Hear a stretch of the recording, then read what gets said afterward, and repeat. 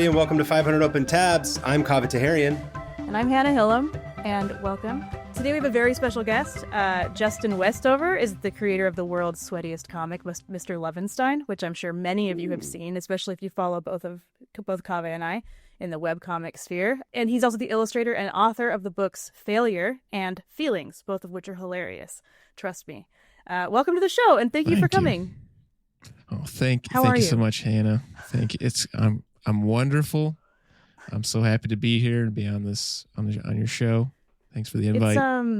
Thanks for fun coming. To finally see you in face to face. I go to your live streams sometimes. I cut you off, Kaveh. What were you gonna say? No, I was just gonna say the topics of sweatiness and failure are huge for Hannah and I. So it's very important that you're on the show with us today. I'm always sweating and you're always failing. 100%. That's all I ever do. But it's one of those. Your art is one that I've always, we kind of, what do they say, came up at the same time in the Instagram webcomic space, which has been awesome. But I also realized I never get to talk to anybody. You know what I mean? Like we're all kind of these islands. That's so common with us webcomic weirdos, is that we're all isolated from each other, and we to all the know point of where each when other. we do meet like in person, it's like insane. Like we freak out, and it's just like the energy level is so intense. Like anytime I go to a con, it's just 100%. Because it's like you go from nobody to all of a sudden there's like 30 of us. Yeah. They're like gathering the juggalos. It's like just it's just as wild. Yeah, a lot more we nudity. Drink the so much more nudity. Way more Fago. A lot of Fago. Surprisingly enough. A lot of Fago. Yeah. It's fun. That's why I love going to conventions, because I think I didn't realize we're all very similar in that way. It's like we could be alone, but we're also insane. So I'm glad we get to combine forces today. And then we have to go be alone after the convention, which is crucially important because we've been around people for too long. For like 2 months. It's like it takes a good week recovery of just being like, do not talk to me. I'm going to turn everything off if I can. Yeah. The recharge. Rotten bed. Yeah. Well, so as you know, we had you write a book report pretty much, and we'll have you introduce your tab. It's basically going to be like when you don't read the book and you just wing it and pretend like... you just wing it. We're experts in that, Real quick, before we get into it, so the first question we always ask our guests is, are you a big open tab haver? Are you a person who closes your tabs like a psychopath? Where do you kind of fall in the line of tab having? I like the closing tabs like a psychopath. Do you see that guy? You see the way he's closing his tabs? No emotions, no connection to anything. Just sits there silently as tabs are innocently killed. Unbelievable. I'm definitely the psychopath. Interesting. I am always be closing tabs to a fault, like to the point where I'm closing them too much, and it annoys me. Where for no reason I actively need a window open. But I have this compulsion to close. It's And an internal battle. Yeah. Right. And what happens is how when you're cooking something and all the instructions are on the packaging, and at the beginning you just crumple out the packaging, throw it away, tear it into 1,000 pieces and throw it to trash, and then 10 seconds later you realize you needed those instructions. Yep. Immediately forgot everything I read. Yeah. So that happens to me a lot. That's a good way to describe that, where it's like you close them almost to a fault. Yeah. I don't know. I just need it clean. But when people do have 1,000 tabs open, it actually also drives me nuts. It stresses me out. My dad is the worst offender. Whenever I open his laptop and see his Chrome browser, I almost faint. Oh my God! It sounds like your dad needs to be on the show pretty soon. Get him on here. Yeah, we need to get him on here right away. He just leaves everything open all the time. So you have so many tabs that you can't read what the individual tab is. It'll just be these little mountains, just little bumps. Icons. It's hundreds. Yeah, it's his computer's always running at 100% on fire. That's insane. It's actually. I tried to teach him about bookmarks, and oh no, you I've tried bookmarks. I'm sure you could find, Google again. You don't need to leave a permanent Google tab open. I'm with your dad on this because what if you don't? That's the thing. What if I What if you never get to read about? What if you forget to look it up later? Yeah, the different types of ash trees. You know? Yeah. Oh, interesting. I need never to gonna know. get back to it. Looking up I ash don't trees check right my now. bookmarks. Yeah, I tried bookmarks, but like I put them in the bookmarks, and then the bookmarks are trash can for me. It's like, oh, they're gone now. But yeah, it's funny because like I feel like it's less chaotic to have a billion open on your phone because if you look at the desktop and you see like your dad's, it's just like boom, boom, boom, boom, boom. That freaks me out too. It's like you can't even read them. Anyway. I'm like that with my phone too. For those people who are young, a desktop is a computer that's not your phone. That's a little bit larger that you look at. Whatever. Are those considered tabs? You have like multiple pages open on your phone? For the purposes of this show, they are. Okay, so you're decidedly in the psychopath territory, which is fine. We know what to do with you. But as an intro, why don't you go ahead and tell us about the presumably psychopathic tab that you provided for us today? So the tab I brought for you today. So when you guys invited me and you're like, what's like something that you're really digging into lately? What's a rabbit hole you're going down? I was like, oh God, like everything that interests me and I dig into is the most boring shit ever. Like truly, like I'm not exaggerating. You and I can be like, no, I bet it's interesting. Like, no. One of my things I like to do is I think about like a technology that I don't understand. Mm-hmm. And I think about how like when people talk about like, oh, if I took a smartphone back to like the Middle Ages and I showed them, they'd be like, whoa, what is this sorcery? What is this magic? And then I think like, it's just magic to me too. Like if you brought a phone up to me now in the year 2025, I'd be like, oh, how are you making that work? So I try to like wrap my head around stuff. So like a recent one was like microchips. How do we make microchips? How do those come together? Like they're so you hear about like them being like nano size, like the size of like an atom, and you're like, how did we get here? And so I was like pulling up like like a Wikipedia page, like the history of like semiconductors and microchips and reading that kind of stuff. I'm talking, it's so boring and like trying to keep up. Like, okay, so they started using silicone and then tracers and I hit a point where it just still gets too complicated for my dumb brain. Yeah. The first like microprocessor was made by like Intel in like 1970, right? And you think 1970 is like the most basic technology. Like we make fun of how simplistic technology is from then. So it runs like 2 kilobytes of information or something. Right. So I'm like, okay, I could look at this chip and kind of get a gist of like, oh, that connects to this and this connects to that. I found like some schematic of it, and it was cool. So complicated already in like 1970s. All these like when you ever see like a motherboard and you're like, oh my God, it looks like that. And I was like, I can't even understand the first microchip. It's so complicated. Like there's not. I'd have to go back to like what? Yeah, they look like they do look like little cities. Like streets and stuff. Yeah, when when I was little, my dad brought one home once, and I was like, "This is just a tiny city," and I was obsessed with it. Anyway, did you say it like that? This is just a tiny city. There's Father, this is just a tiny city. We are God. Yeah, and we will destroy. Do you understand? I'm Godzilla. Bang, bang. We have killed God and taken his place. No, I just like to look at it. That's as far as I've gotten on any of this. So exactly, that's cool. About as far as I get too. So I didn't want to do anything like that. So I thought, like, what is a rabbit hole I've gone down in the past? That's fun and weird. I'm curious. You just like teased the microchip. Just teased us. I thought you were going to explain it to us in simple, dumb artist terms. Nope. You're going to do a webcomic about how microchips are cities. This is exactly the vibe of this show. Is that what I was going to do, but I'm not going to do that. So this is perfect. Mm-hmm. Way ahead of I'm saving that for my podcast. I'm starting a new one on understanding microchips. Yeah. Okay, so my tab is supermarket sweep. Oh yes.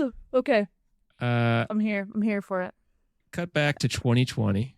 We're all trapped in our houses. The pandemic is raging, and Netflix decides to put a couple seasons of Supermarket Sweep on there.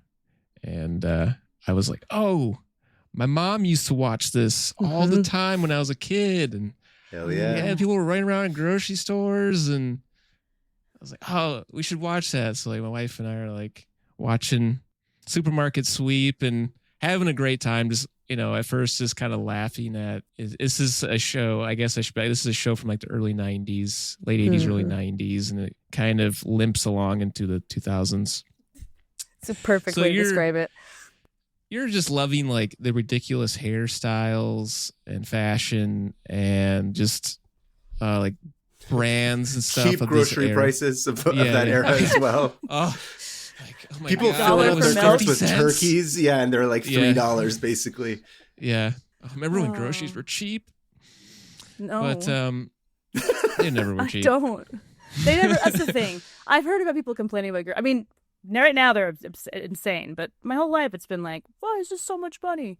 That's called just inflation, right? Yeah, like people just made less money back then too. But I was in the Aldi house. We shopped at Aldi. Oh. If you've ever been there, that's this.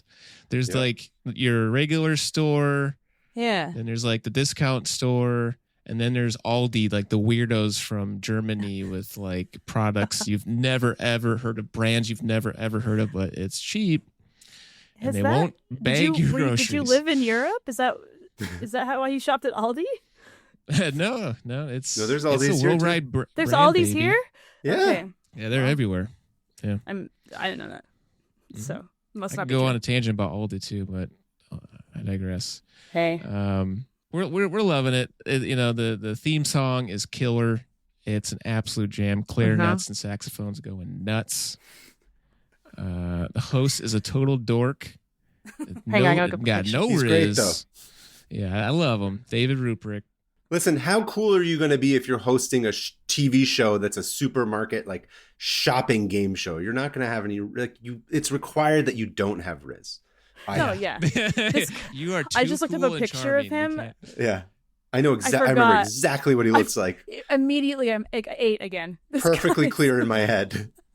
It's like He looks like a goblin. if I told you like a goblin. Oh, whoa! Yeah. Grocery I won't be goblin. having you talking about my boy David like that. I like goblins.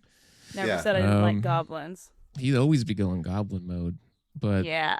so yeah, he's like if I were to tell you like picture a generic middle-aged white guy from like the Midwest United States, I think he would appear in your mind. Oh yeah. We burned through those episodes of Netflix and that wasn't enough. We were still jonesing. And then I found like 80 episodes on Amazon Prime. We watched all of those. Oh. You watched all 80. That's awesome. Yep. And we were sad when it ran out. Never got bored of it. And then we were still jonesing it. So then we found that there's like a free channel on Pluto TV that just airs Supermarket Sweep episodes 24/7. And we would just turn that on Incredible. and just hope and pray that it's an episode we haven't seen yet. I love picturing you like the whole world is panicking. There's like civil discord, and you're just sitting there watching Supermarket Sweep end on end, episode after However episode. you can get through it. Just completely By content. the way, I just sent some pictures. You say that he's got no riz, but look at this man's sweater game. It's absolutely incredible. Those are great sweaters. Oh yeah, the sweaters in like the early seasons, incredible. Like patterns that like even AI could not come up with. Defies the Really, laws like- of logic. It's like Yeah. that I think you should leave sketch at the store Yeah. with the complicated patterns. Oh yeah, he would love to have some like. It looks like there's like Yeah. ninja stars on one of these. It's incredible. Yeah. I would love to have like one of those. Yeah. Forget ugly Christmas sweaters. I think we should have a party where you wear Supermarket Sweep sweaters. Yeah, David Ruprecht sweaters. Well, there's more sweaters. Also, the contestants are forced to wear sweaters. Yeah. They're color coded, only for the big sweep, which we'll get into. They're allowed to wear normal clothes, but they got to suit up for the big sweep, and they have to wear these dorky blue, yellow, and red sweaters with like little fake white collars on them. Mm-hmm. Right. I remember that are numbered. So a lot of sweaters it's going like on. Squid Games, but not without death. It's honestly not that much different from Squid Games. Without it's almost shooting. as dystopian. Slightly That's the less thing, shooting. Like, you think slightly. There's still the execution every now and then. I was gonna say, I remember we went and visited my grandparents who were living in England at the time, and I remember just being like jet lagged. I was like 9, and we would watch that. I would watch that on British TV, and it was way more polite and way less fun. I was like, "Don't like they take had this their from own us." English They had their version of own it. English version, and it was interesting. I was like, people grabbing Marmite over and over again and beans and toast, just filling the carts. That's it. It's a whole grocery store. Is there a name for it? I didn't. Oh, I was joking. I said like the English version of Squid Game. They're way more polite. Yeah. They don't kill each other. Yeah. They it's only Tesco kill sweep. Tesco sweep. I've looked up the British supermarket sweep, and the host is like the opposite of David Ruprecht, where he's like this, looks like a supermodel, and he's super well like polished and like like, it's charming. not as fun. It doesn't have that American like trashiness to it, grit. You know that like this is what makes us. They don't have that. The nasty like this is kind of gross. Anyway. I just remember being like 9 and being like, well, this is insane. What is happening? I want to go home. Yeah, up is down, down is up. The supermarket sweep is British. I don't understand. They could have at least just taken the American version and then dubbed it with British accents to make you feel like a little bit at home. Anyway, what are these pounds? Pounds. The fuck? So yeah, we absolutely binged this show. And while we're doing that, we are like getting into the weeds of it and start like tearing it apart and learning all the little intricacies of it. And this is where the rabbit hole comes in of just, it wasn't just us like casually watching the show. Like, no, we needed to know everything about this show now. So I don't know how deep you want to go, but. Oh, we do. We look as deep as you want to go. Yeah. Sorry. 6 feet. Right. Let's all just die. Yep. So the show was originally made in like the mid 60s on like, I want to say it was like ABC, NBC, one of those network channels. Yeah. Oh. I think I watched like a little clip of that. It's not worth going back to. It's junk. But we hadn't mastered capitalism yet. Yeah. oh. They hadn't mastered it. It wasn't as rampant yet. We didn't have Reagan in office to fix that.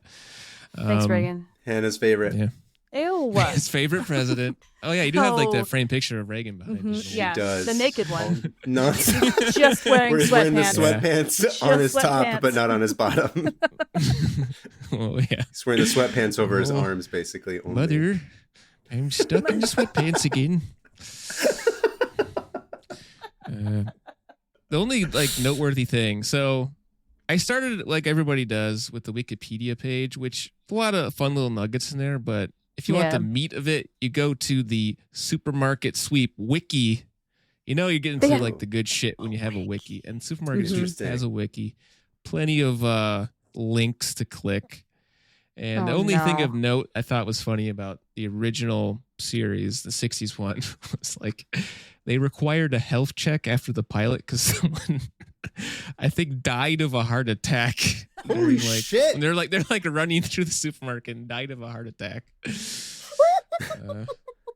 I assume they were just chain smoking the entire time they're doing it. Oh yeah, it was the 60s. Yeah, they're drinking scotch and just. They were smoking on set. Yeah. Yeah, that's what I'm saying. Somebody having a heart attack on Supermarket Sweep makes me proud to be American.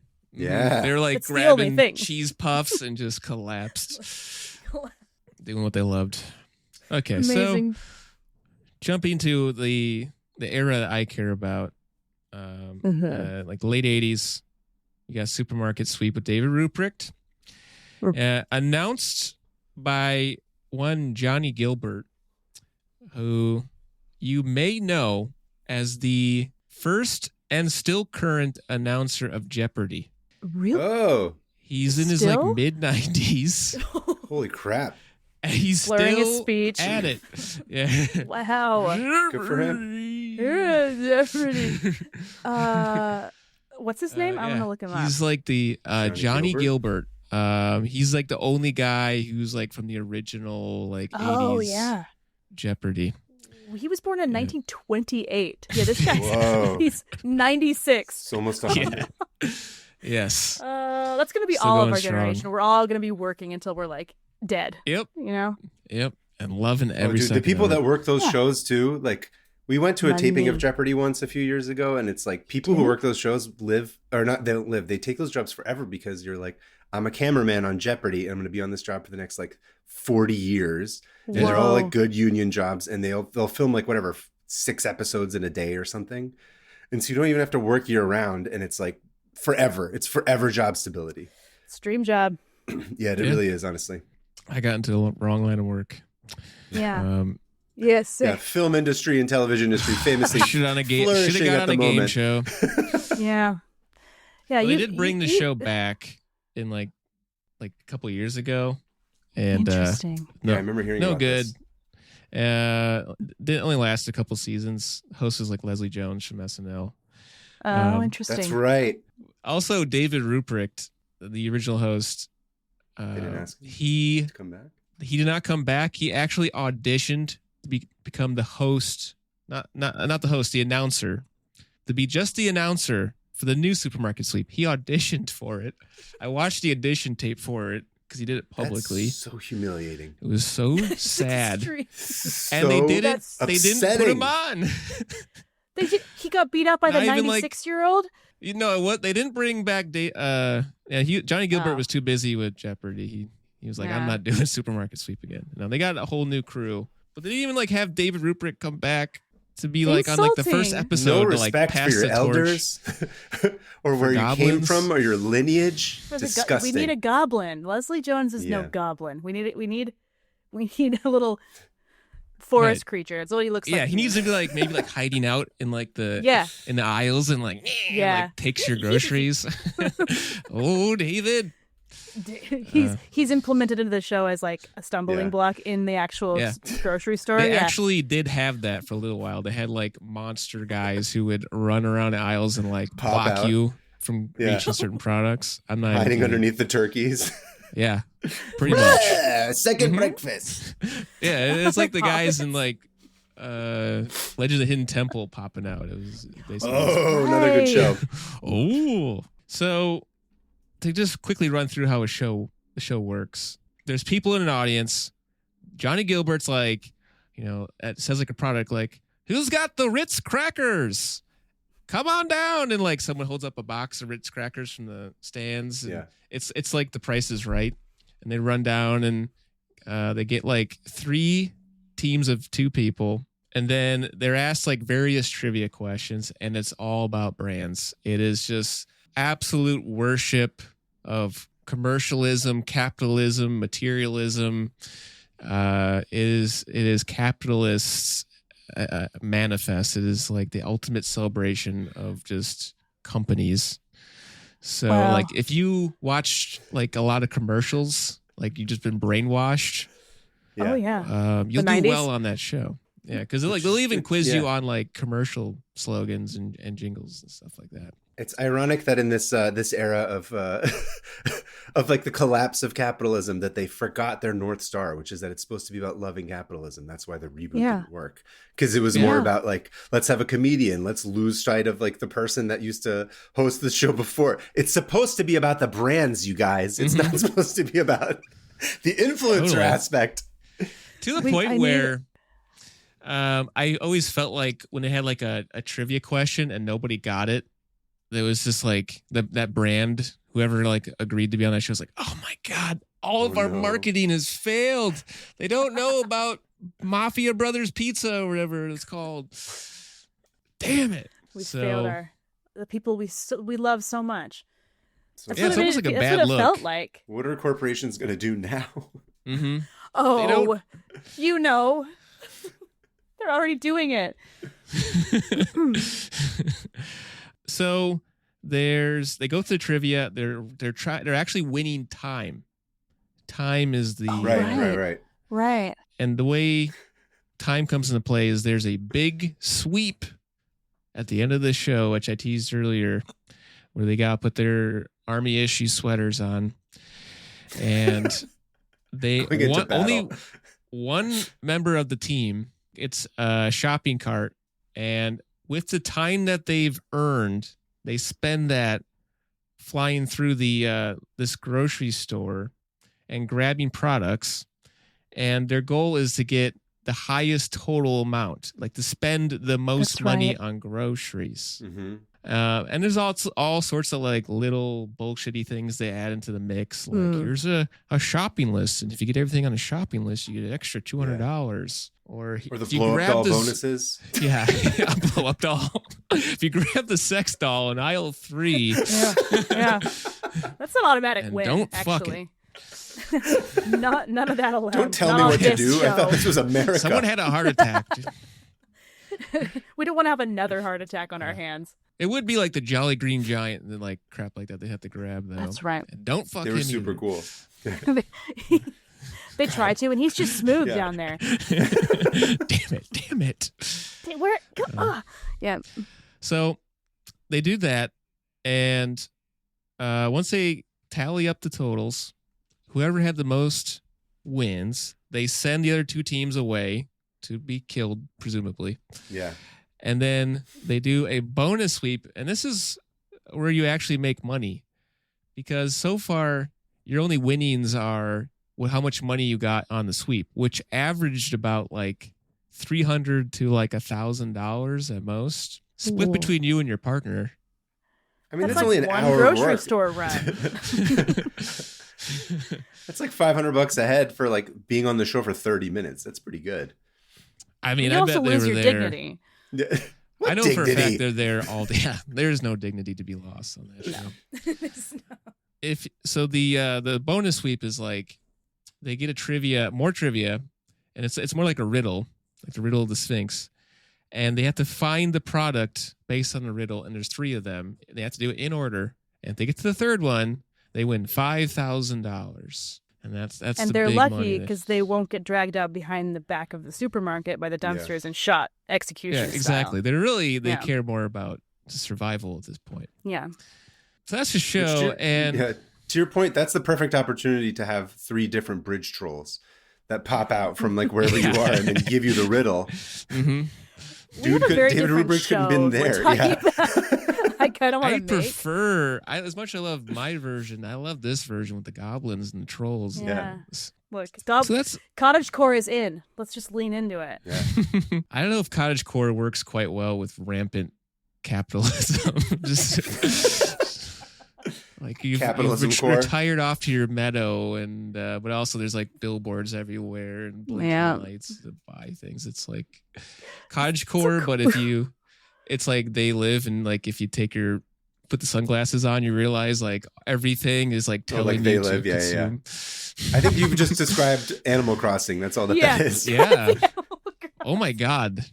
You just described Animal Crossing. Animal Crossing is cottagecore with capitalism. Capitalism. That's exactly what it is. They're exploited by that thing. What's his name? Tom Nook? Tom Nook. With the big old balls. Yeah. He's a tanuki, which means he's got giant balls. But gigantic. You know what? They don't show those. He's got big ball energy. You can feel it. Bounces around on those things, yeah. Asks for money. So that's the show. But it's amazing. If you tear at the edges a little bit, you realize it's also an amazing example of just an absolute like artificial fake world, just a total artifice to an incredible degree. I don't know if there's any show that is as fake. Like the only shows faker than this are like reality shows like Survivor, right? Sure. Right. So I mentioned the beginning where they're like, who's got the Tide detergent bottle? Come on down. Fake, all predetermined. All the contestants who are in that audience already know they're going to be on the show. Right. They are required to sit in the audience for all the other recordings, and they do it in a sequential order. So like they'll do that part of the come on down like 5 times in a row. Then the trivia part like 5 times in a row. Then the sweet part over and over, just looping. And then they cut it all together. And on top of that, there are people in the audience, but they are just paid to be there. They're not like people who actually just wanted it. Like, oh, I would love to be in the audience. They pay them? Sweep. Yep. Once again, there's more artifice. Paid crisis actors. They also get, if they don't clap hard enough, they get shot. And it does kind of feel that way when you watch an episode of this. Feels so forced. much clapping, so much forced clapping. Just they will nonstop. Like they'll cut back for a commercial break. Everybody's clapping. That's Calms right. down. Dave Ruprecht's like, "Welcome back to Supermarket Sweep." Another round of applause, and then he'll be like, "All right, contestants, you ready to earn some more time?" More round of applause, and then like after every single question gets answered, there's a round of applause. It's just their hands have to be raw and red and numb. Yeah, I'd want to get paid for that too. Are we going to pretend like it wouldn't be amazing if you got like a round of applause after every menial task that you did in your life? Oh, that sounds thrilling. I'd get a lot more done. Yeah. I would also start to be really suspicious of everyone around me. Yeah. Like, why are you clapping? Are you? Am I on like she the sent Truman a text? Show? Yay! She replied to an email. She said. Oh, then they all boo when I accidentally sent Justin 3 of the wrong emails in a row with the wrong time. I did boo my screen when that happened. You're like boo, yeah. Boo, thumbs down. See, that will get me to do things. If people boo me, that's true. It's the fine. inverse. Anyway, I mean, when you do watch this show, you do like it does kind of warp your brain where when you go to the grocery store, you kind of feel like you get the feeling of like, oh, I got to race through the store and just start grabbing stuff. I got to be fast. Yeah. It's just like, it's like the Tetris effect. You start seeing stores as like, okay, what's the most efficient route to get to the cheese and then get over to the meat? That's also really satisfying. Yeah. Yeah. Just get in and out. Get it over with. Yeah. I got 2 minutes on the clock. So more artifice. You always see a big row of like produce behind David Ruprecht. Yeah. All fake, all plastic, not real. And also when they do the big sweep, that's not it's only meat, cheese, and packaged products. There's no produce when you're shopping. Throwing produce at top speed into a cart. It was just like squash would just like shatter open. It would be disgusting. Yeah. They'd be slipping on like tomatoes. Yeah, it could be like a strategy. I would love throwing them on the ground like behind Mario you, like Kart. Super Mario. You're like throwing banana bananas. peels, exactly. Yeah, literally banana peels. Yeah. Turtle meat. I'm always eating shells. Turtle meat. Yeah. Can't get enough turtle meat. Love that. I love turtle meat. Apparently, it is really good. Sorry, never had it. Go on. So here's my favorite and the craziest, fakest part of the show.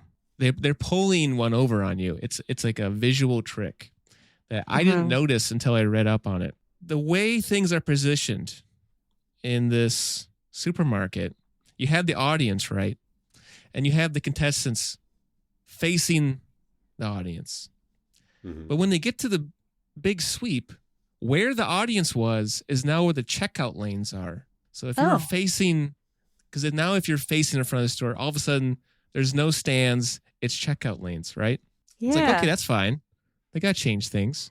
Except that while they're doing this big sweep, there's piped in audience cheering noises, right? Like, yeah, more clapping, of course. They're crying and clapping. Please stop. Oh my God. they got all of the canola oil. So proud. And they cut to people in the stands as if they're still there, and they'll have them be like pointing at stuff like, oh, go grab that, as if they could see them like in the back of the store, and they're like bobbing their heads like, oh. They are not there. Those are phantoms. They are not looking at on anything. That show, and you don't see anybody. You're just running through this place, and there's just like piped in noise. I would feel like I was going insane. No, I don't think there's piped in noise for them. I'm sure it's just it's the sound of like doing it in silence. sneakers squeaking and carts rolling. and like someone probably in the back going like, Yeah. "You have 30 seconds," and so, stuff like that. 20 seconds. Okay, that's even worse. I'd be like, "Oh, I'm never going to leave this place." You got to earn that $5,000. David, you okay, David? Man. I mean, I'd still do it. I would do it. Okay, and then on top of that, we got Johnny Gilbert from Jeopardy doing a play-by-play. That's right. Of what they're doing, like as if it's like we're watching a sporting event. Sports. Like, oh well, what's Susan doing? Oh, looks like she's going down the medicine aisle. That's smart shopping. That's gonna get her $10 a bottle. Sleeping pills, a lot of them. she's grabbing a lot of pain medication. Good for her. Unfortunately, the medicine aisle is all empty. Thanks, RFK Jr. There's no drugs left for the rest of us. Don't take them away. And then it got us thinking about like the rules too. So when I was watching this, I was like, wait, why don't people just like camp out in the beauty or medicine aisle with like the itty bitty products and just just scoop it all in the car. Don't waste your time with like big ass bottles of detergent. Just get the little expensive stuff. Go get the caviar. Yeah, go straight. Just clearly in the supermarket. Rows and rows of caviar. What kind of store is this? Gold Cart flakes. full of caviar. Top flakes. Shelf whiskey. Black what are we doing truffles. here? Yeah.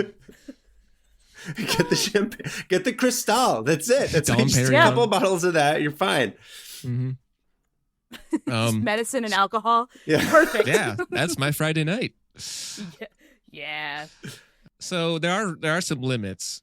So you can only grab like 5 of a specific item. So like they can only grab like 5 blocks of cheese or whatever, right?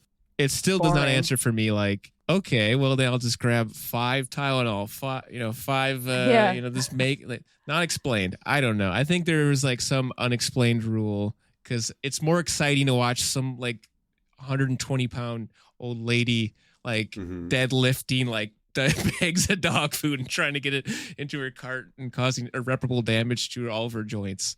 I think that's what they want. They don't want you in the candy peak bar. Television. Yeah.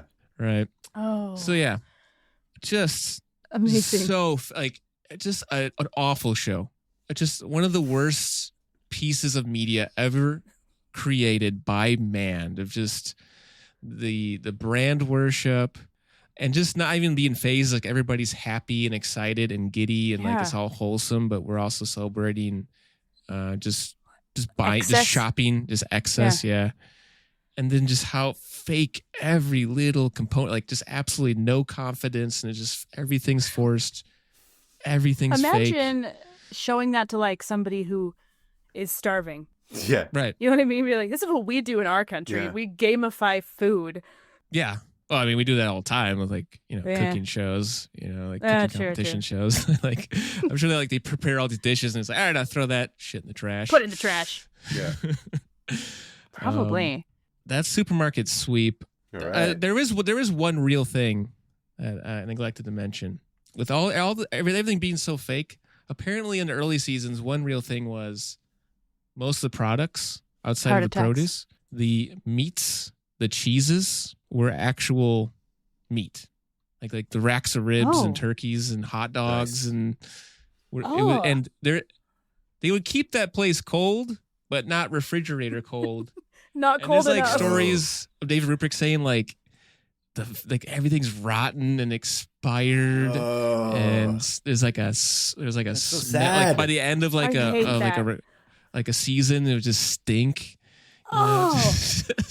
Imagine being a cow and dying for that. Yeah. No one even Gave eats your my body to flesh. capitalism. No one even ate me. Right.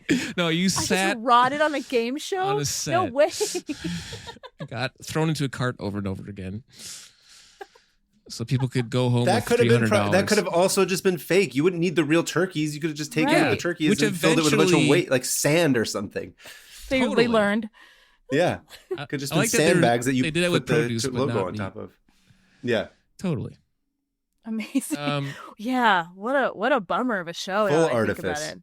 Yeah. It's disgusting, and I love it. It's horrible, And you I watched love it. every episode. And I would, if I missed one, I would seek it out right now. Yeah. I'm going to and watch one them last again. thing before we jump to everybody else's tabs. While doing all this research, I came across a WikiHow. And if you've ever been on WikiHow is insane.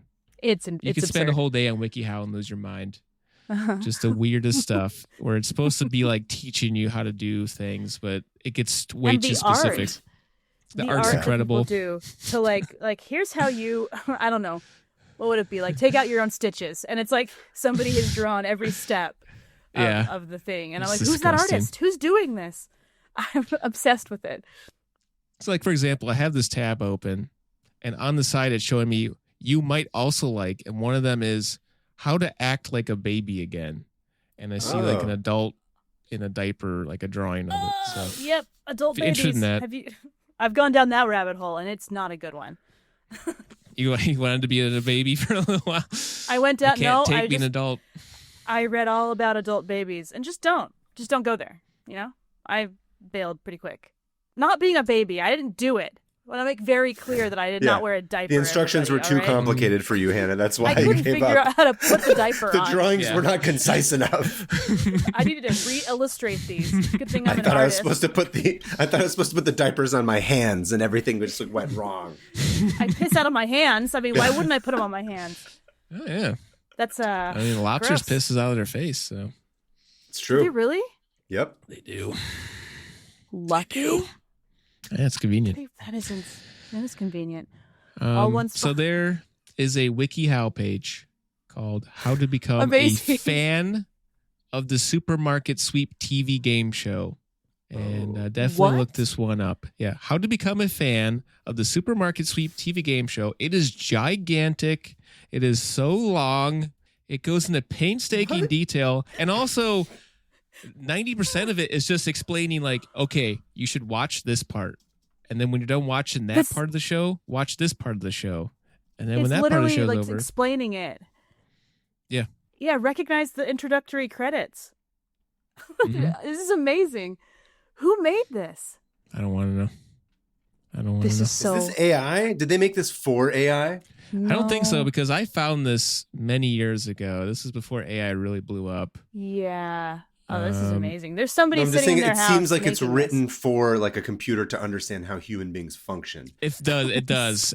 Or like an alien like intercepted like a TV signal, and it was just like the Pluto TV supermarket sweep channel, and they're like, what the hell? Yeah. Interdimensional cable. Yep. Yeah. Well, thank you how to be for human. this. I totally forgot about Supermarket Sweep. And I definitely am going to start watching it again. I need to relive the 90s where we weren't totally afraid of capitalism yet, and we celebrated it. How to become a fan. Recognize the announcer's voice. That's a crucial step.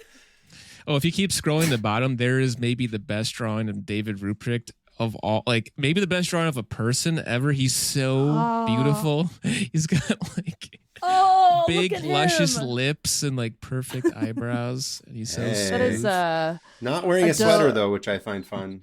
Adobe Illustrator.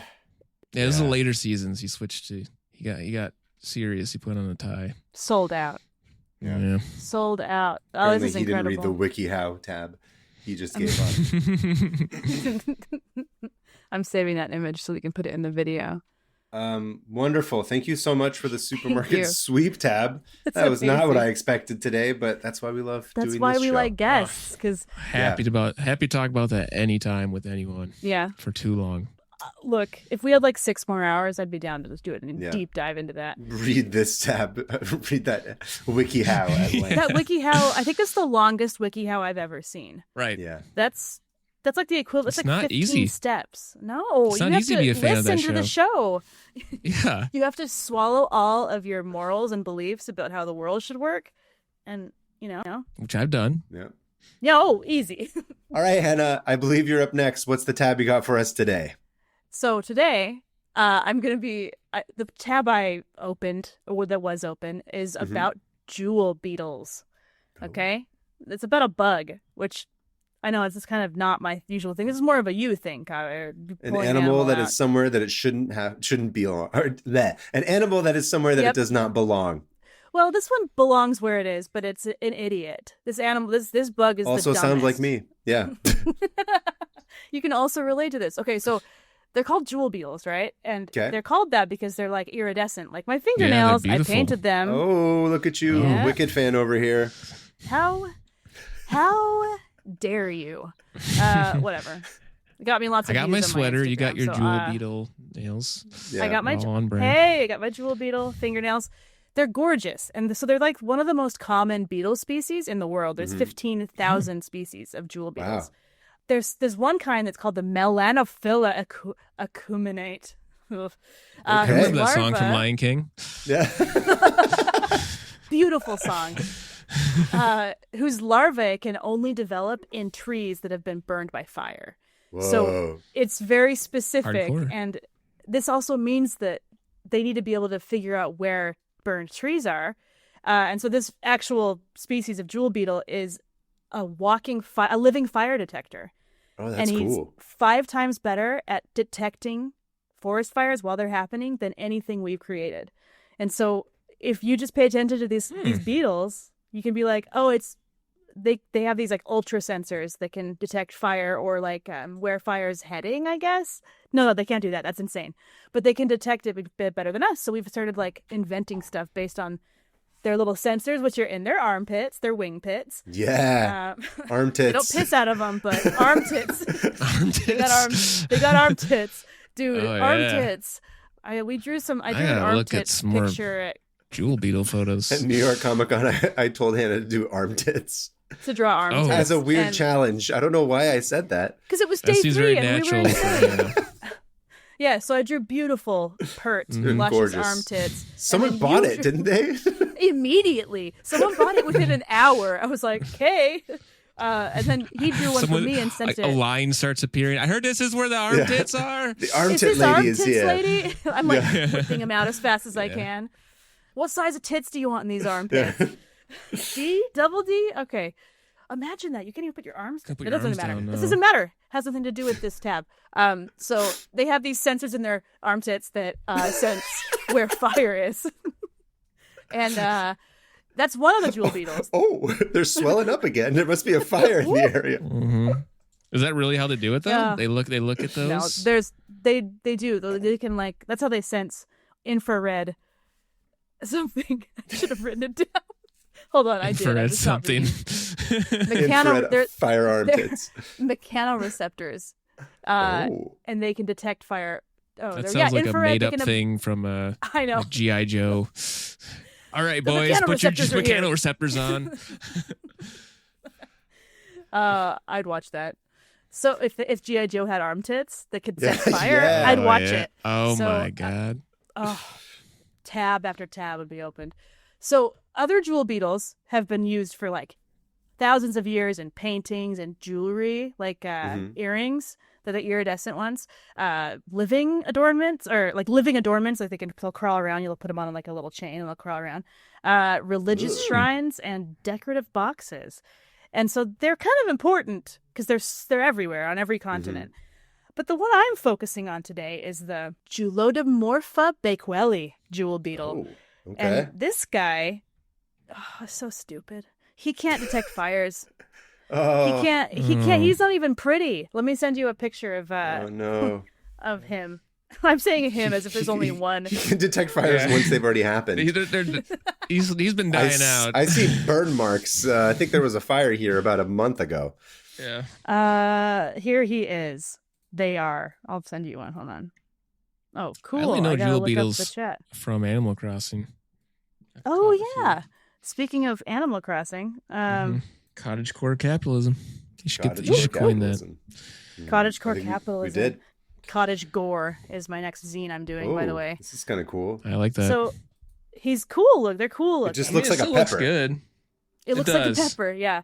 And they live in Australia, and the male ones fly, and the females don't, and that all kind of they have these long cylindrical bodies that are dark brown or red in color, like reddish brown rust, And they may not be the flashiest, but when it comes to mating with things that aren't beetles, they are number one.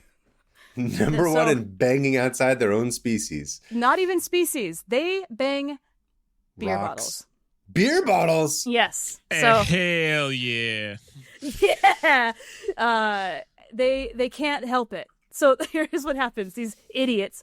I love these beetles, by the way. They're just amazing. So back in the 1980s, these two professors that were studying in Australia named Daryl Gwynn and David Rentz. And they were studying these beetles, right? They were having sex with beer bottles, and they were like, hey, like, someone's already here before these beetles showed up. Someone's defiled my Budweiser. Yeah. Oh, I was saving that for later, man. What the shit? Get this beetle off of my bang bottle. My bang beetle. My bang beetle. There it is. Unhinged. So back in, the 1980s, they were like, why is this population dwindling? Because they were studying these beetles. And they couldn't figure out why they were all dying. Okay?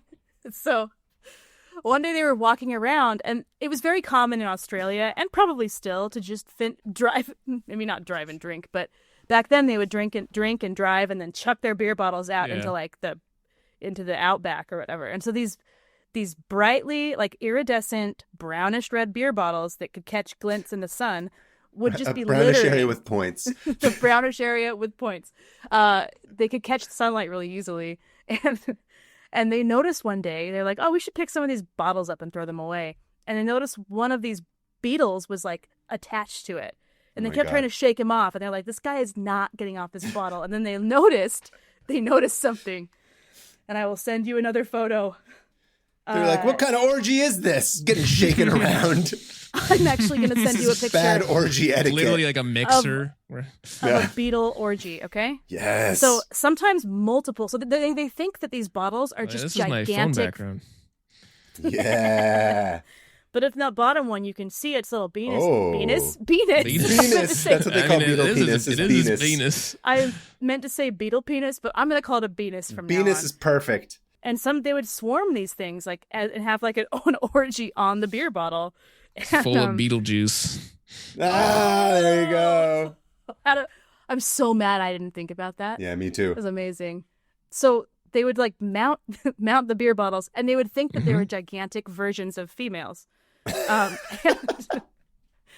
So ultimate fantasy. Good for them. They're like, we're not afraid of a tall queen. We'll just go for a giant woman. They're not insulted. They want one. Stuff. That's what I'm saying. These are a bunch of short kings right here. Short kings, R. Crumb. So they would see these discarded brown beer bottles, and the glimmer would be like, oh, there she is, my new wife or whatever. They don't have wives, you know what I mean? It reminds me of Tormund in Game of Thrones. Remember, he's like, where's the giant woman? Oh yeah. This is exactly also bright red. Yeah, bright red and iridescent. Tormund the Venus. Tormund whips out his penis. I set you my penis. Please respond. You like my penis? So they call these bottles in Australia stubbies, which is even funnier to me. Okay. Stubs. So Put they're my like a chub shorter. In a stub. Is that the brand of the beer? No. Oh, Emu Export. If we still named episodes, this would be called Chub and the Stub. Yeah. So this is what they look like. They're kind of like squat and like fat. It looks like an old like red stripe bottle, basically. Yeah. For those of you who are listening. Yep. And they're littering the Australian wilderness. And this is a good anti-littering message. Yeah. We need to prevent bugs. pregnancies amongst litter. I actually think this is a great ad for Emu Export. It's like so good, even beetles want to have sex with us. Yeah. Look at us. Look how hot this is. Look at how hot our bottles are. So here's what he does, right? The beetle sees the glinting, gigantic woman that he's obsessed with now. Yeah. And they land on it, sometimes multiple at a time. Yep. And they just start to vigorously mate with this bottle, right? Just jackhammering it. Going to town. And here's the thing. Just mashing it. They will not. You're just mashing it. They will not stop until they die.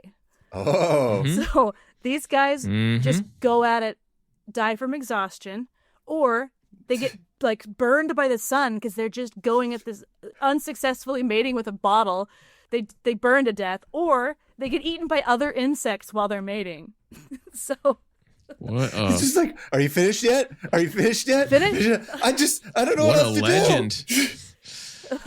All night, all day. Yeah. Even if a female beetle walks past, it's like that meme where like the female beetle's getting, like, like the girl's getting mad at him for checking out the other girl. It's a beer bottle and two beetles. Yep. That's a meme that's going to have to be made in our Discord. I might make it myself. So as he reaches, it's like almost like he's like called to do this, where it's like the threads of fate were like spun for him or whatever at his birth. Yeah. And it's like, you are going to follow this thread until your death by too much beetle sex. And the moment he lays eyes on this beautiful giant beetle, there it is, activates his demise. And so that, I guess it's a little bit short, but it is something that comes from, they have a name for it. It's called evolutionary trap, which means that these things evolved to recognize the glint of a female beetle. I see. And now that no longer, we have thrown a new contender into the ring with our littering, it has completely disrupted this species and how it reproduces. And so these guys are just banging until they die, and dying. Literally, the species is dying off because of this. Damn. So they have like PSAs in Australia, like, do not throw these bottles out of your car. Also, don't drink and drive. You're killing bugs. Yeah. It's like three things in one. Like, don't drink and drive. Right. Don't litter. Because if you litter, you're wiping out an entire species of beetle. Because these guys can't stop. I mean, good for them, I guess. Whatever. Do they? Was there any mention of like, does the beer have anything to do with it? Like, is there some weird pheromone as well on top of it? Or it's just purely the glitter. It's just the purely the glitter and the glistening. It just looks glistening. like Sorry, my glisten. Anyways, these two guys, they wrote like a paper on it and discovered it and whatever, and they won the Ig Nobel Prize. Have you heard of that? Whoa, no. Of like Ig Nobel?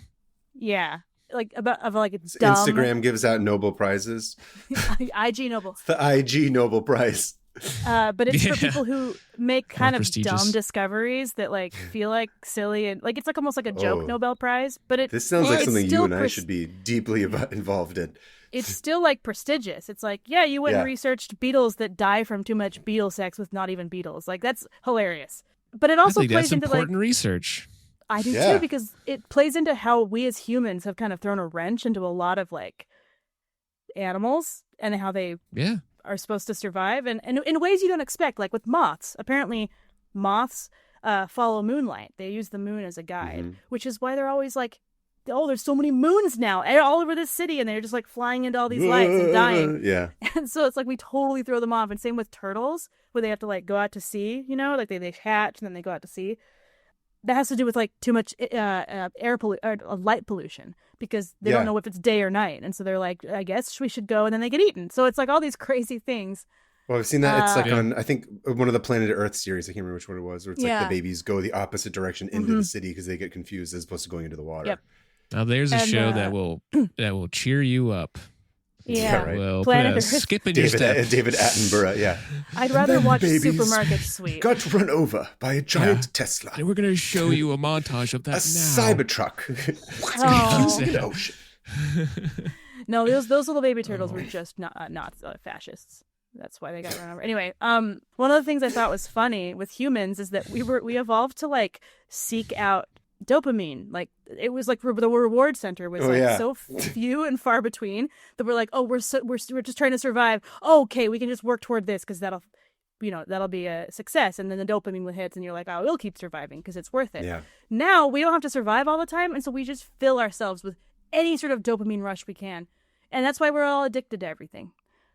Yeah. And then also because companies structure their entire businesses around making us addicted to those things. Yeah. Same with drugs and stuff like that. So it's playing on this. We never evolved to have this much excitement at all times. We're supposed to be sad and bored. We're supposed to be scrounging for berries. I don't know. But it's do fun. that on the weekends. Scrounging for bottles to have sex with, just like on the random side of the street. You already do that. Yeah. This is like the gods must be crazy when they toss the Coke bottle out. Oh God! And then like the villagers find it. That's like this, but like with beetles having sex with it over and over again. And it ruins the entire they village. worship essentially, these bottles. but it's evolutionary mismatch is what it's called. Mismatch. If you go deep, like reading into this, it's wild. We evolved for so many things that just don't work anymore. Yeah. And I can't remember any of them because it's not part of my tab. Anyway, since we have three people today, I'm going to end mine there. And that was my fun little that was great. Beetle porn.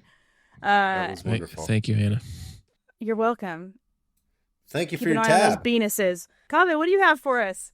All right. So my tab this week has to do with an organization whose activities are well known and well documented throughout the world, yet incredibly not taken into account in any way by the average American when it pertains to why so many countries do not like us. Oh. Of course, I'm talking about our old friends at the Central Intelligence Agency, aka the CIA. Oh my! Oh God! Yeah, how we ruined the world. Open. Yeah, pretty much. Now, if you're a real CIA head like me, you're probably running through all the fun stuff that they've done. Like, oh, is it the Iranian coup of '53? Is it the Guatemalan coup of '54? Guatemalan, yeah, all of Cuba. Hey, look, I don't know. If the CIA hadn't have done that to Guatemala, I wouldn't be married to who I'm married to. So thank you, That's CIA. true. That feels if they hadn't overthrown Iran in '53, who knows? The butterfly effect from that. Yeah. But no, friends, today's story takes us down to the alleged texting capital of the world, the Philippines. What? Okay. Apparently the Philippines are the texting capital of the world. Really? Yeah. So that's not what the tab's about, but that was just a fun fact I learned as I was reading about this. So cool. As we probably all know, the Japanese occupied the Philippines in 1942, right? Wait, what? But what the Japanese did nothing in the 40s, okay? They were just sitting around. They were relaxing. They weren't making anime. No, they were just doing fun little experiments, okay? Yeah. Just leave them alone. Okay. So I didn't know this. Maybe you knew this, Hannah, but they invaded the Philippines 10 hours after Pearl Harbor. Did you know that? What? No. Yeah. It was like a concurrent thing. Why? Okay. I don't know. I thought that was crazy. I was like, you don't need to take a break in between like conquests? I don't know. That sounds crazy to me, but that's how they read it. So the Philippines at this time, they'd been working towards recognition as like an independent nation from the US for a little bit. And now suddenly these like asshole Japanese soldiers show up and they're like, yeah, this is ours now. And suffice it to say, the Filipinos were like, yeah, no, absolutely not. Eat shit. Yeah. Woo. So a bunch of different rebel groups sprout up, one of them being, and I apologize in advance, the Hukbang Bayan Laban sa Hapon, which translates to People's Army Against the Japanese, which technically had been in the works even a little bit before the arrival of the Japanese. You got to get prepared. Look. Yeah. So they're also sort of more shortly known as the Hukbalahap. So they're a Filipino communist guerrilla movement formed by farmers of Central Luzon in response to hold over feudalist practices brought over by the Spaniards. Oh, yeah.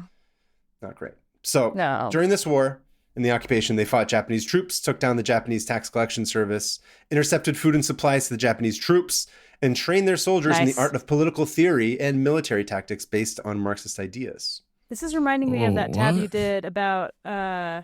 what's his name? I will let you get to that. Yeah, they became known as the Hook Resistance. I think it's the Hook Resistance, I believe is how I would say it. So eventually, obviously, the Japanese are defeated, and not only are the Philippines freed from their wrath, they're also recognized as their own sovereign state. And tragically, which also it's funny that July 4th they have the same Independence Day as we do. And tragically, over 1 million Filipinos had died as a result of the occupation. And the country is just like in tatters. It's just torn apart, destroyed. Sad. And even though they're independent, the government was now more strongly reliant on the US than ever before. And of course, at this time, America really only cares about like one thing, which is sex. Sex with bottles. With bottles and penises. Money? No, power. Close. Both. They hate communists. That's all they're trying to do. Oh, that's right. Yeah. Good. Communism this, communism that, Red Scare, Sloppenheimer, blah, blah, blah. Everything's a threat. And of course, they also need military bases. So they strike a deal. Yeah.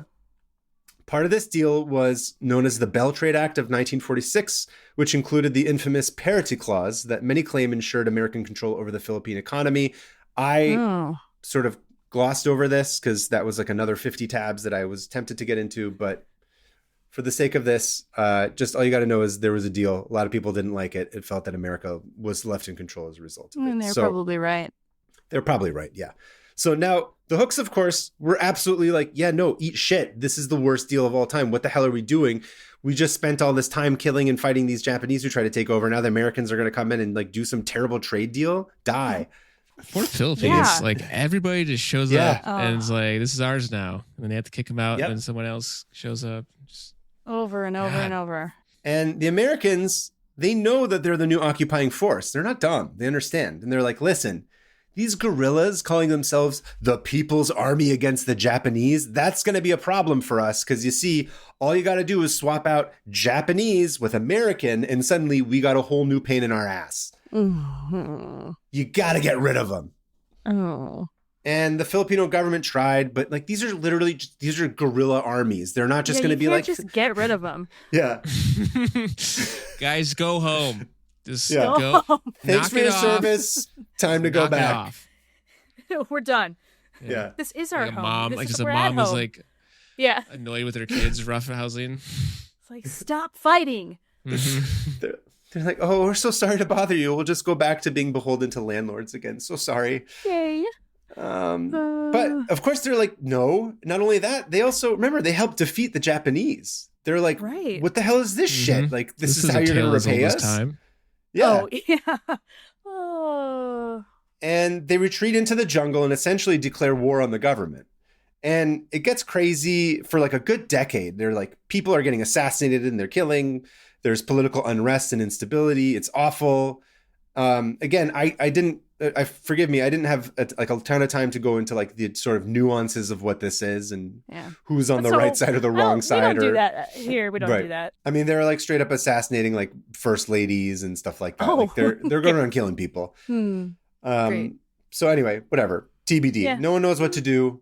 So what do we do? Cue CIA theme music if they have any. I don't know. I don't know.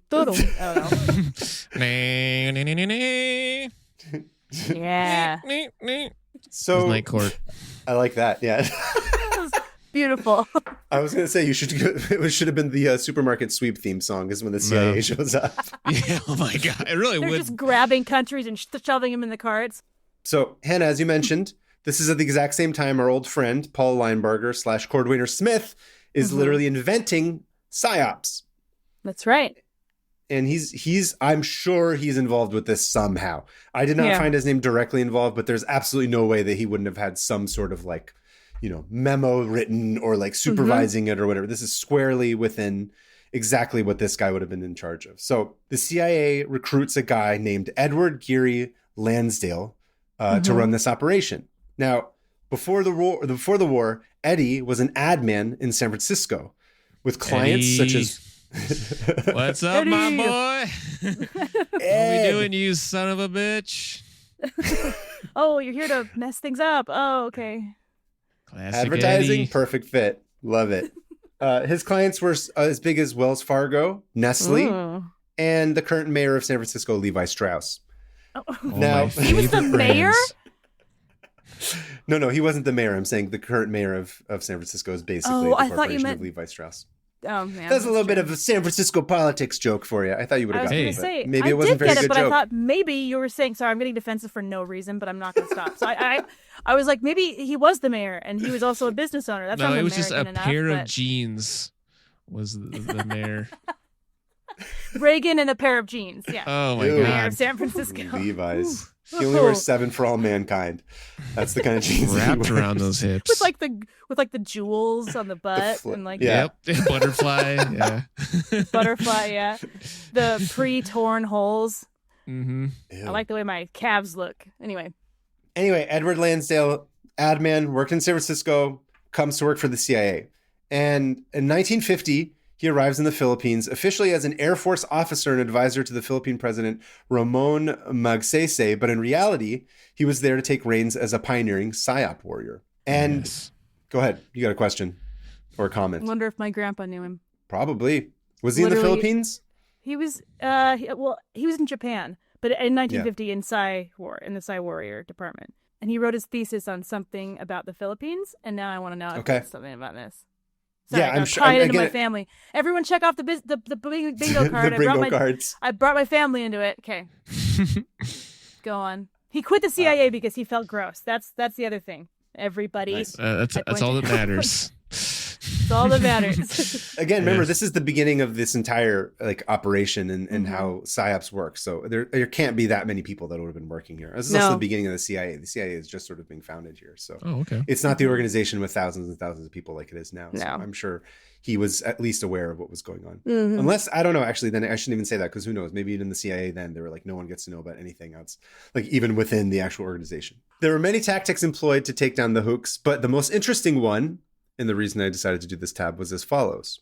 Eddie and his team conducted a quote-unquote careful investigation of the superstitions of the Filipino peasants living in hook areas. Lore, taboos, and myths were all studied for clues they could use to weaponize their own culture against them.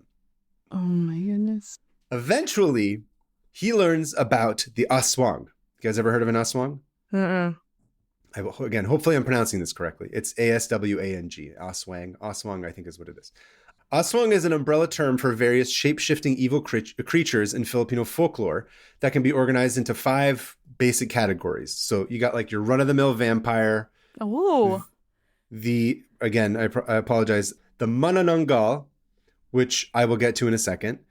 There's the were-dog, which can also be a were-cat or a were-pig. And this is because there's no wolves, obviously, in the Philippines. So, the structure of these myths continue and go in different places, but it's based on whatever local animals are. Apparently in India, there's like a were-tiger, which is great. It never occurred to me to think of, it sounds awesome. The witch and the ghoul. So those are the 5 sort of basic categories. And remember, the Philippines are very big and diverse, so it can get extremely regionally specific. But basically, it's like a vampire boogie man or woman is sort of the most general, broadest description of what this thing is. That's cool. The most terrifying of which is the manananggal. And if you're ready for this shit, I was like, what the hell is this thing? So the manananggal is described. Hell yeah. It is described as capable of severing its upper torso with its intestines trailing out and sprouting huge bat-like wings to fly into the night in search of its victims, which are often pregnant women or people about to get married. Yeah. Fucking sick, nasty. Dude. Sick. So I went and read a bunch about the manananggal, and I'm like, I'm never sleeping again. That's terrifying. It's not That's fun. very imaginative. Ew. Yeah. It is.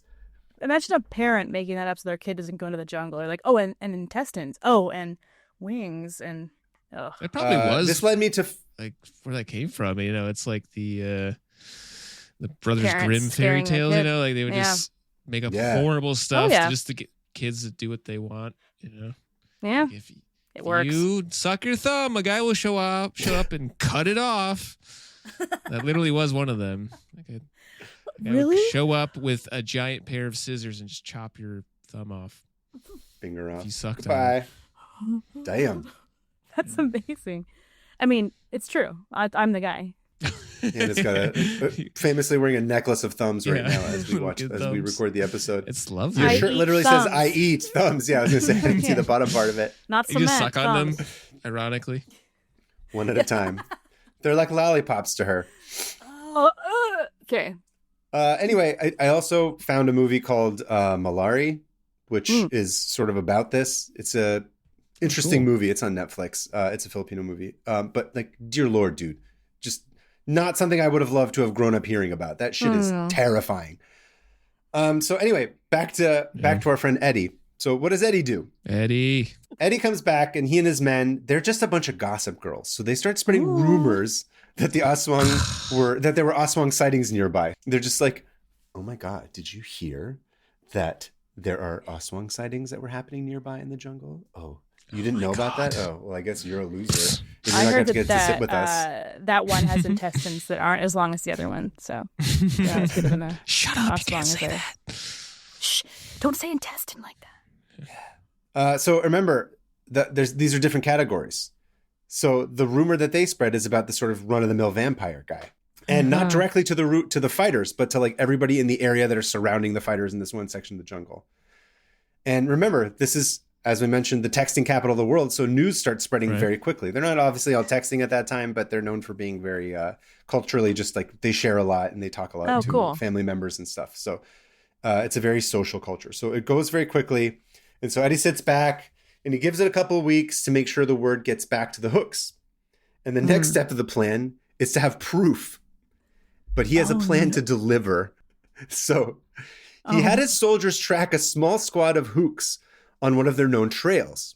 The Americans followed them and then picked off the last man in the patrol and killed him. Now, how did they kill him, you ask?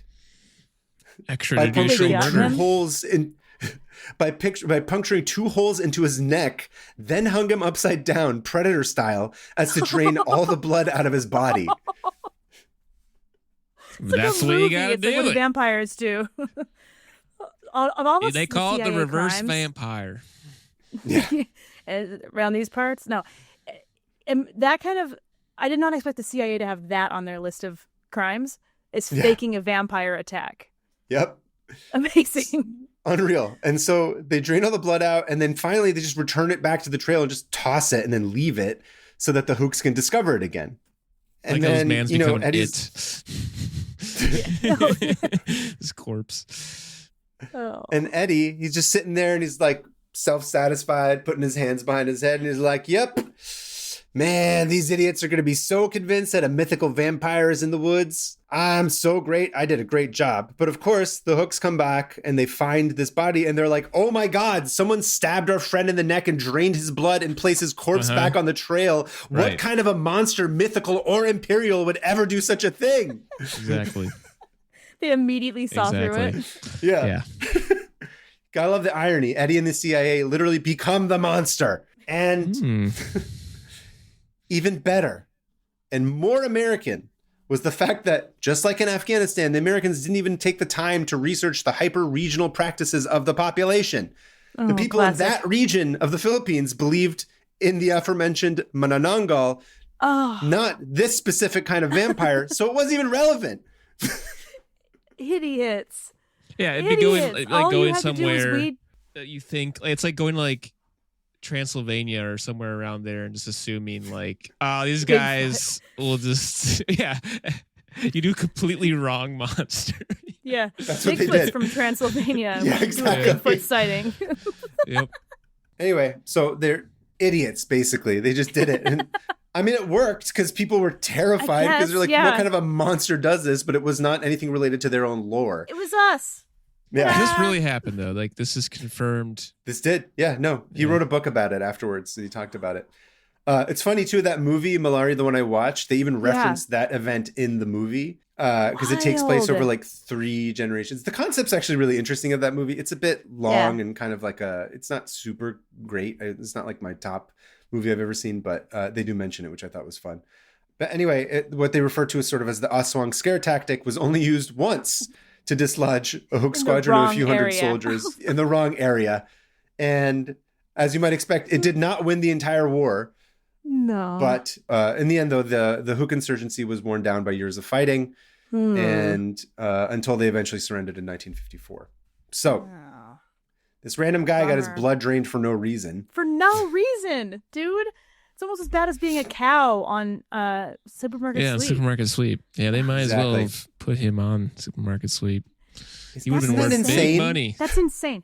I mean, the fact that, in the 50s, beginning of the CIA, it was just like, don't, exactly.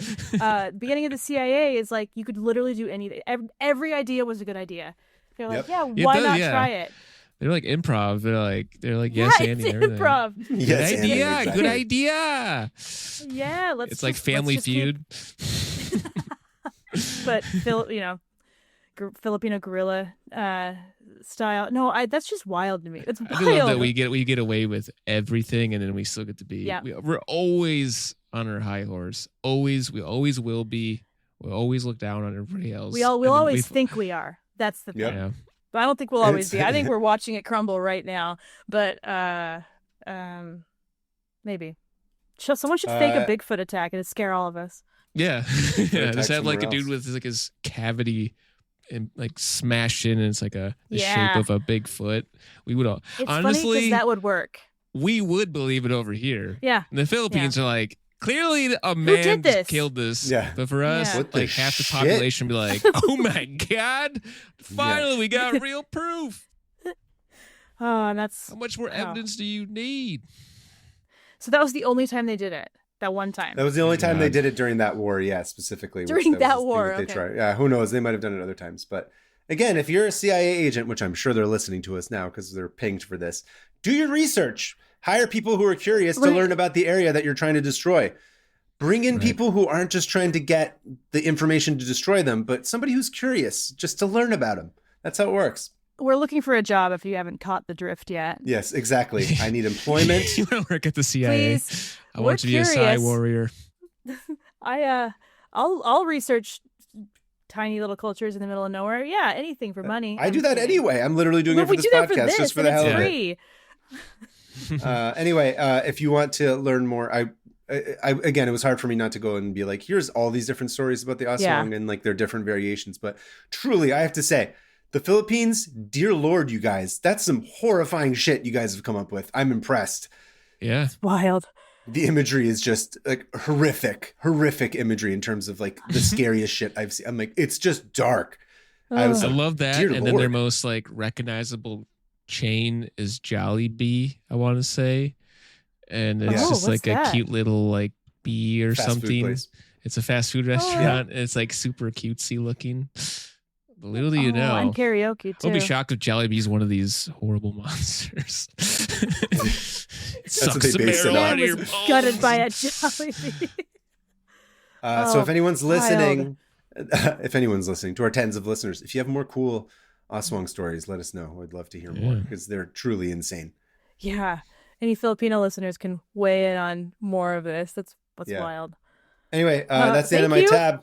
Yeah. Yes. Amazing That was work. awesome. Thank you both. Thank you. Those were some good. That was a good trio today. Thank you. Yeah. All of them unhinged. Mm-hmm. In Yeah, their own equally ways. unhinged in different ways. Yeah. Yeah. That means so it's now- time to close Yeah. the tabs. Yeah. What? Yeah. What should we do for a sound effect, Hannah? Well, let's ask Justin. We what usually do you pick a think? sound effect to destroy our tabs, and so out of the themes today, Spoiling food, or like, is there any like supermarket sweep noise? like a disgusting pile of like Honestly- rotted, fleshy turkey falls on the ground and Yes, I explodes. was about to say that, like the smears sound everywhere. of like rotten meat splattering on the floor. Yeah. Alyssa, good luck. Yeah. Oh, Should we do rotten meat splattering? yes. Or blood draining from That's like my a ringtone. person's Oh. throat. Same kind of thing, basically. It can double up. Okay, we're gonna count it down. Okay, ready? And then get ready to close your tab. Oh yeah. All right, I gotta find mine. You ready? Who's Let's do counting? it.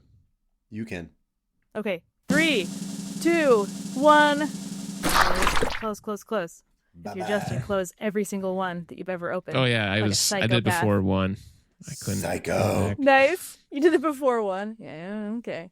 Anyway, listener emails. Hannah, you're up first. This is from Josie, another Josie. Another Josie. Not one that And the we're related Pussycats. to. And the Pussycats, but this one's from Australia. So Josie from Australia says, "Hello, Hannah and Kaveh. My name is Josie, and I'm from Australia. I found your podcast a couple months ago, and I'm slowly making my way through all the episodes, and I am loving it. I just listened to the Konami Code Origins and the Stone of Destiny Heist episode, and the way Hannah played The Sims seems totally on brand, and I am not at all surprised. You're not alone, though. I definitely have killed many, many Sims in my time playing. I told you, every girl. Anyway, I had considered sending a very depressing tab about how Roblox is evil and exploiting kids, but since there's so much shit in the world already, I thought I'd instead tell you about something a lot more funny. I live in Canberra, the capital city of Australia, and we have a statue that's very fondly known as the penis owl. All right. Because, well, from the behind penis it, owl. the Yeah, penis owl. Owiness? That doesn't work. Owliness? I like penis. Ugh. Everything is penis over there. Everything is Venus penis now. Yeah. Venus boss boy. Okay, because Penis well- boss, bisexual boss boy. we gotta add some more to Baseball. the baseball. Okay, because well, from behind it looks like a dick. The statue has its own Facebook page where quite a few memes have been shared and has made its way onto many tourist sites and big things lists. Our government health department even posted an infographic with the statue wearing a condom to promote safe sex on Valentine's Day a few years ago. That owl's dick is disgusting. Yeah. Wrap it. Riddled with chlamydia. Wrap it up. Oh yeah. I'm for sure. Do you think, what would it look like? I gotta look up owl dick now. They also had to install CCTV cameras after having to spend $3,000 removing graffiti from the statue. Oh, that's bullshit. I know. I've linked a news article talking about the penis owl and a newer phallic statue erected in Serbia calling the new statue the owl's little brother, as well as the Facebook post and page mentioned above. Keep up the good work, sending some very comforting, chaotic energy to your tens of fans. Keep it, Josie.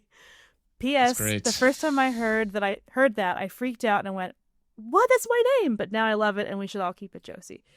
And the link, I'm going to send a photo of this owl to you. Oh, yes. I haven't even looked at the owl yet. Oh, you guys. Oh, it's a penis. It's a penis. That's a penis. Kind of reminds me, like, there's like statues in, I want to say India, that it's like statues like men and women with like large breasts and large penises. And it's like good luck to touch them. And then like those areas will be like well polished and smooth from everybody. From all the touching. Yeah. Oh wow. Definitely. You know what it looks like? It looks like a dick with a condom on the tip. Oh. Yeah, just the tip. That looks. I didn't expect it to be that much. Like it's 90% penis. Dick. Yeah, it's dick with eyes on top of it. This is not an owl. Eyebrows. It's like bat dick. This is a penis with an owl face on it. Yeah. Wow. Yeah. Thank you, Josie. It's kind of fun. And what is next? Kavi, what do you got? Email number 2 is from Sakari from Finland. Hey. Hi again, both of you. Hannah talked about spite houses and Kava was asking for mail on Discord again, so here you go. In 2008, a Finnish pizza restaurant made what would be called a spite pizza. Oh. It was named Pizza Berlusconi after an Italian politician, Silvio Berlusconi, who had publicly slandered Finnish cuisine in 2005. The pizza ended up winning the 2008 International Pizza Contest in New York, with the Italian Americans in second place. Oh. That's a big deal. That's like Napa Valley winning the wine contest back in the day. Just a little bit about it. It originally featured a rye crust smothered in smoked reindeer, cheese, red onion, and chanterelle mushrooms. Ooh. That doesn't sound good. The Italian newspaper Corriere della Sera reported that Coti Pizza was advertising its Berlusconi pizzas with headlines that read, quote, 97-year-old grandmother bites into Berlusconi and minister stabs Berlusconi with a fork. Oh, Finland. Amazing. Here's a picture of the pizza. Finland. Cheers, Sakari from Finland. Thanks, Sakari. That looks good. I love a good pizza tab. Spite pizza. It doesn't look that bad. No, it looks like I would eat that. Even if it looks like a barbecue chicken pizza to me. I would try reindeer. I would. Not be vegetarian, just try reindeer. I've not had reindeer. The things I'd break my vegetarianism for is reindeer. Trying a minion, because you're a vegetarian? Once in a lifetime. Yeah. So you're earlier talking about eating turtle meat. Now you're like, I'll try a reindeer. I've never had turtle meat. I've never had. I was telling him last episode, I don't remember what meat tastes like. So whatever. I'm pretty sure none of us will either. Yeah, it's true. Yeah. Actually, if you two listening have a listener email that you'd like to submit, please send it to 500opentabs@gmail.com. That's 500. Send us your tab, send us a little blurb about what you learned, and let us know where you're from. Also, we take voice memos, which, come on, guys, we need more voice memos. The emails are great, but the voice memos let us know that you're real and not AI, unless you use AI to make the voice memo, in which case, don't do that. Yeah, no, screw that. It just sends like AI reading an entire Wikipedia article. Yeah. The WikiHow, how to be a fan of Supermarket Sweep. And Justin, if you now's the time you can plug anything you've been doing or you want to see.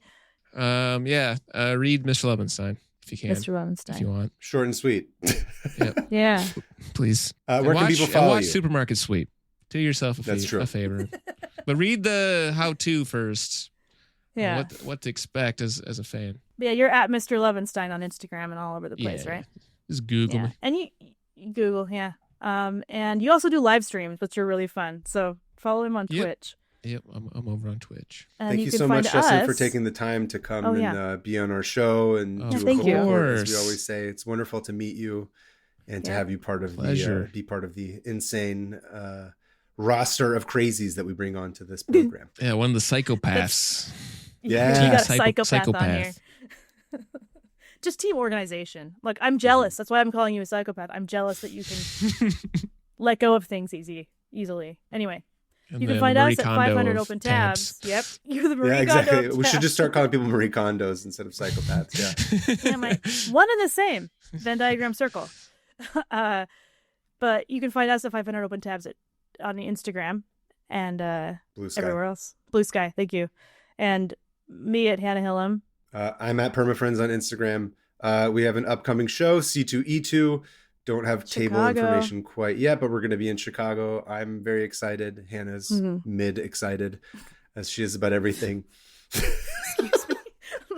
Look. I just wanted to shove mid into the sentence somehow. Okay? Yeah. But don't tell them that. No, I'm excited. I love Chicago. She's not smiling right now. Oh, she doesn't have a child's thumb in her mouth. That's why she's just waiting until we're done so she could go get her thumbs. I want a bottle and a thumb.